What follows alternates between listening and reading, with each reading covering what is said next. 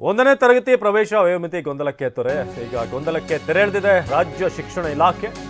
ಒಂದನೇ ತರಗತಿ ಪ್ರವೇಶ ವಯೋಮಿತಿ ಸಂಬಂಧಪಟ್ಟ ಹಾಗೆ ಗೊಂದಲಕ್ಕೆ ತೆರೆ ಎಳೆದಿರುವಂತಹ ರಾಜ್ಯ ಶಿಕ್ಷಣ ಇಲಾಖೆ 8 ವರ್ಷ ಮೀರಿದ್ರೆ ಒಂದನೇ ತರಗತಿಗೆ ಪ್ರವೇಶ ಇಲ್ಲ ಅನ್ನೋದು LKG UKG ಒಂದನೇ ತರಗತಿ ಪ್ರವೇಶಕ್ಕೆ ವಯೋಮಿತಿ.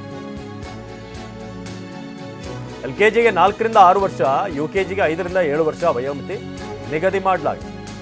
8 ವರ್ಷ ದಾಟಿದ ಮಕ್ಕಳು ಶಾಲೆಗೆ ಸೇರಲು ಬಂದ್ರೆ ಆ ಮಗುವನ್ನ ಶಾಲೆ ಬಿಟ್ಟ ಮಕ್ಕಳು ಎಂದು ಪರಿಗಣನೆ. 8 ವರ್ಷ ದಾಟಿದ ಮಕ್ಕಳು ಶಾಲೆಗೆ ಏನಾದರೂ ಸೇರೋಕೆ ಬಂದ್ರು ಒಂದಂತೆ ಆ ಮಗುವನ್ನ ಶಾಲೆ ಬಿಟ್ಟ ಮಕ್ಕಳು ಅಂತ ಪರಿಗಣನೆ ಮಾಡಲಾಗುತ್ತೆ. ಒಂದನೇ ತರಗತಿಗೆ ಸೇರಿಸಲು ಗೊಂದಲ ಉಂಟಾಗಿತ್ತು. ಇದೀಗ ಗೊಂದಲಕ್ಕೆ ತೆರೆ ಎಳೆದಿದೆ ಶಿಕ್ಷಣ ಇಲಾಖೆ.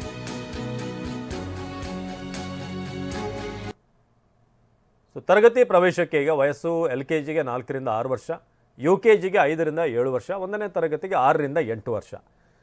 8 ವರ್ಷ ದಾಟಿದ ಮಕ್ಕಳು ಶಾಲೆಗೆ ಸೇರಲು ಬಂದರೆ ಆ ಮಗುವನ್ನು ಶಾಲೆ ಬಿಟ್ಟ ಮಕ್ಕಳು ಎಂದು ಪರಿಗಣಿಸಿ ಅವರ ವಯಸ್ಸಿಗೆ ತಕ್ಕಂತೆ ತಕ್ಕ ತರಗತಿಗೆ ಪ್ರವೇಶವನ್ನು ನೀಡಲಾಗುತ್ತೆ. ಸದ್ಯಕ್ಕೆ ಈ ಒಂದು ಆದೇಶವನ್ನು ಹೊರಡಿಸಲಾಗಿದೆ. ಒಂದನೇ ತರಗತಿ ಪ್ರವೇಶ ವಯೋಮಿತಿ ಗೊಂದಲಕ್ಕೆ ಈಗ ತೆರೆ ಎಳೆಯಲಾಗಿದೆ. ಗೊಂದಲಕ್ಕೆ ತೆರೆ ಸದ್ಯಕ್ಕೆ 8 ವರ್ಷ ಮೀರಿದರೆ ಒಂದನೇ ತರಗತಿಗೆ ಪ್ರವೇಶ ಇಲ್ಲ. LKG UKG ಒಂದನೇ ತರಗತಿ ಈಗ ವಯೋಮಿತಿಯನ್ನು ಹೊರಡಿಸಲಾಗಿದೆ. LKGಗೆ 4 ರಿಂದ 6, UKGಗೆ 5 ರಿಂದ 7 ವರ್ಷ.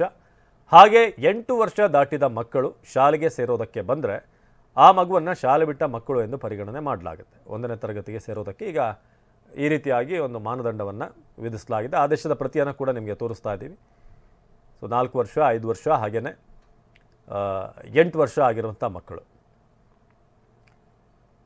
ಶಾಲೆಗೆ ಜಾಯಿನ್ ಮಾಡುವಂಥ ವಿಚಾರಕ್ಕೆ ಸಂಬಂಧಪಟ್ಟ ಹಾಗೆ 8 ವರ್ಷದ ದಾಟಿದಂಥ ಮಕ್ಕಳು ಶಾಲೆಗೆ ಸೇರೋದಕ್ಕೆ ಬಂದರೆ ಆ ಮಗುವನ್ನು ಶಾಲೆ ಬಿಟ್ಟ ಮಕ್ಕಳು ಎಂದು ಪರಿಗಣನೆ ಮಾಡಲಾಗುತ್ತೆ.